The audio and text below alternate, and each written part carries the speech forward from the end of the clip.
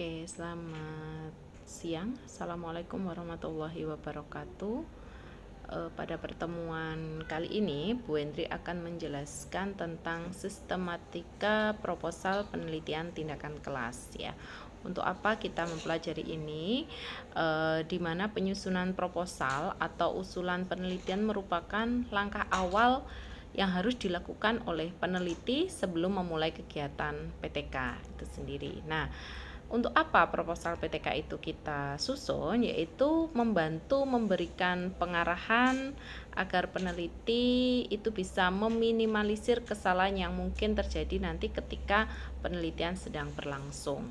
Nah, proposal PTK ini nanti merupakan gambaran terperinci tentang proses apa yang harus dilakukan oleh guru ataupun peneliti untuk memecahkan permasalahan dalam melaksanakan tugas ataupun pembelajaran. Nah, secara umum sistematika proposal PTK itu terdiri atas beberapa komponen, ada judul, kemudian ada latar belakang, ada identifikasi masalah, kemudian ada perumusan masalah, ada pembatasan masalah, terus ada cara pemecahan masalahnya, tujuan dari tindakan itu apa, manfaatnya apa, kemudian ada kajian pustaka, ada hipotesis, dan ada metode penelitian. Itu secara umum isi dari proposal penelitian. Nah, untuk pertemuan hari ini kita hanya sampai ke pendahuluan. Nah,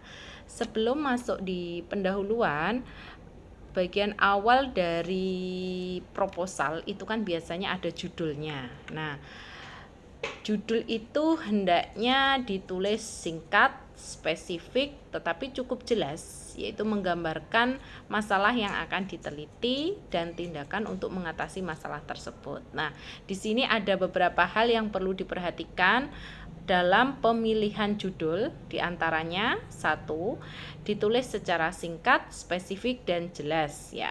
Kemudian menggambarkan masalah yang akan diteliti, menggambarkan tindakan penelitian yang dipilih untuk memecahkan masalah, kemudian mencerminkan perbaikan pembelajaran, terus adanya subjek sasaran, ada waktu, kemudian jumlah kata untuk judul jangan terlalu panjang ya, dianjurkan maksimal sampai 25 kata.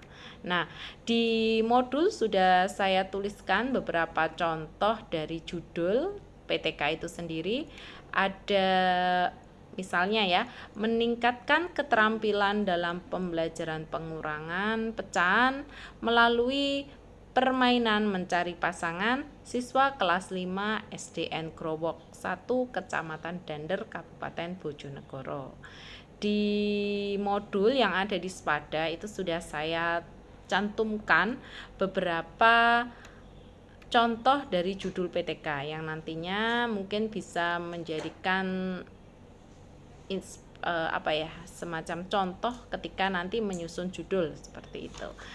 Kemudian masuk di bab pendahuluan. Di bab pendahuluan itu secara umum ya, ini sederhana, itu ada latar belakang masalah, ada identifikasi masalah, kemudian ada rumusan masalah, dan ada tujuan penelitian sekaligus ada manfaat penelitian. Nah, ini kita lihat satu persatu.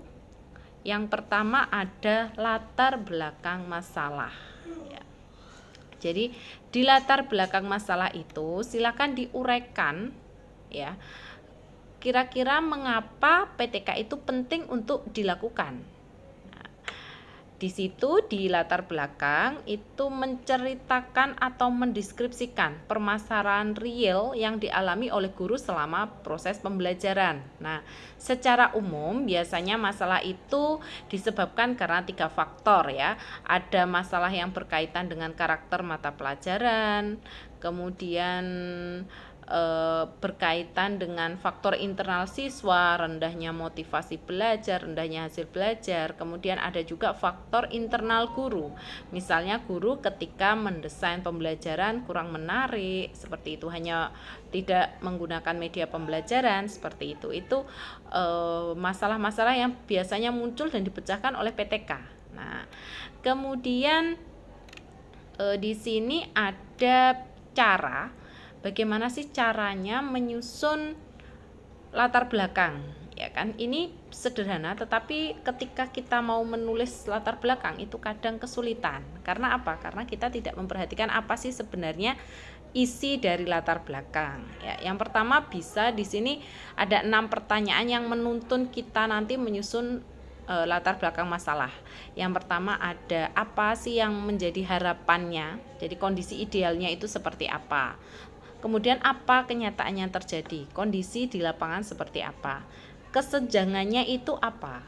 Nah, yang keempat, kira-kira yang menyebabkan adanya kesenjangan itu apa? Sehingga nantinya tindakan apa yang bisa kita lakukan untuk mengatasi kesenjangan tersebut? Apa kekuatan atau kelebihan tindakan yang dilakukan tersebut dalam mengatasi kesenjangan? Nah, ini adalah 6 pertanyaan yang bisa menuntun kita nanti dalam menyusun latar belakang masalah pada PTK. Seperti itu. Berikutnya ada identifikasi masalah.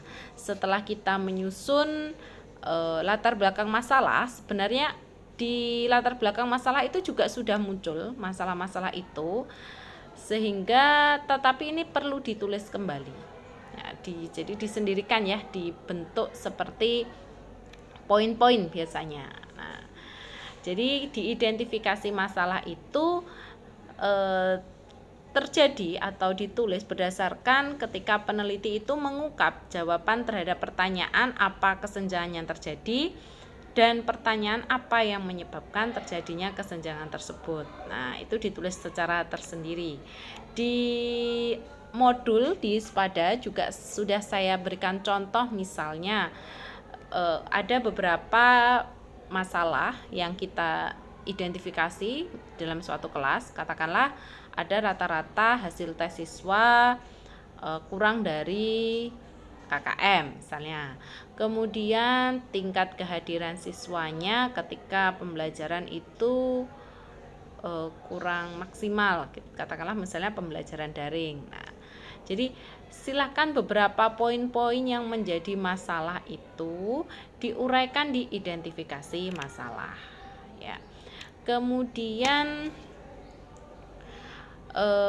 sebelum masuk ke rumusan masalah, jadi di identifikasi masalah itu harus biasanya ada contohnya rendahnya kemampuan mengajukan pertanyaan kritis, kemudian rendahnya motivasi belajar siswa, itu juga bisa dilakukan atau diletakkan di identifikasi masalah.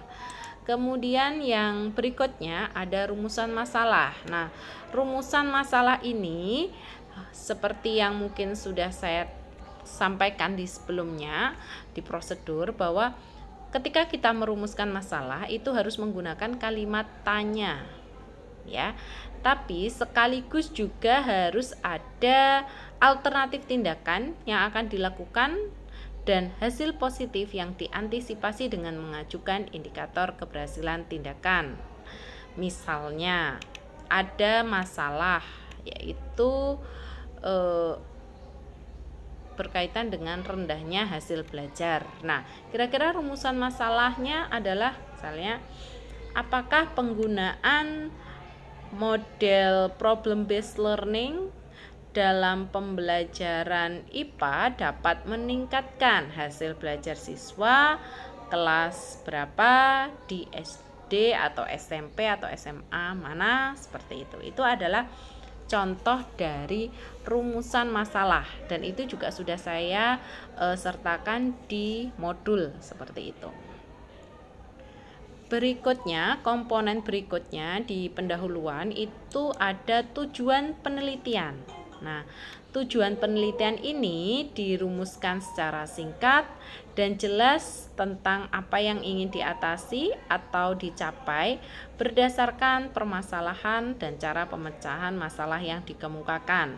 Misalnya, di sini kita lihat rumusan masalahnya adalah bagaimana penerapan metode diskusi dan pemberian tugas pada mata pelajaran IPS di kelas 7 semester 2 dalam meningkatkan hasil belajar siswa.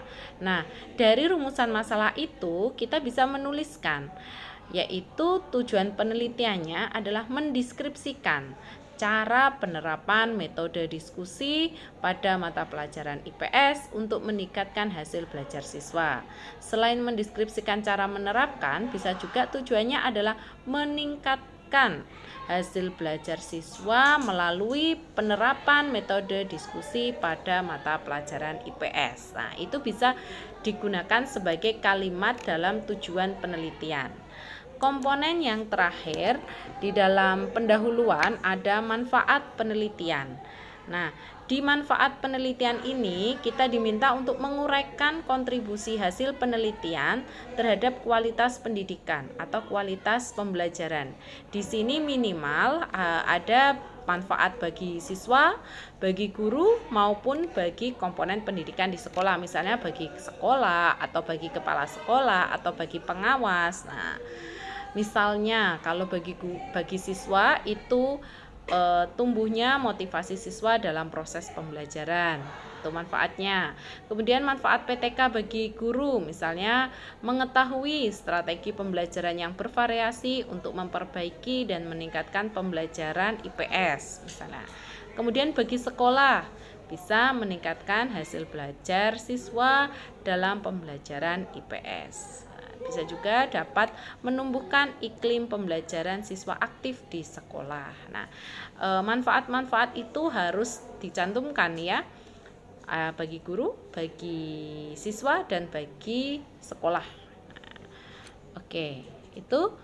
Kemudian setelah ini silakan nanti dicermati di modul di Spada, kemudian ditindaklanjuti untuk latihannya. Terima kasih, saya akhiri. Wassalamualaikum warahmatullahi wabarakatuh.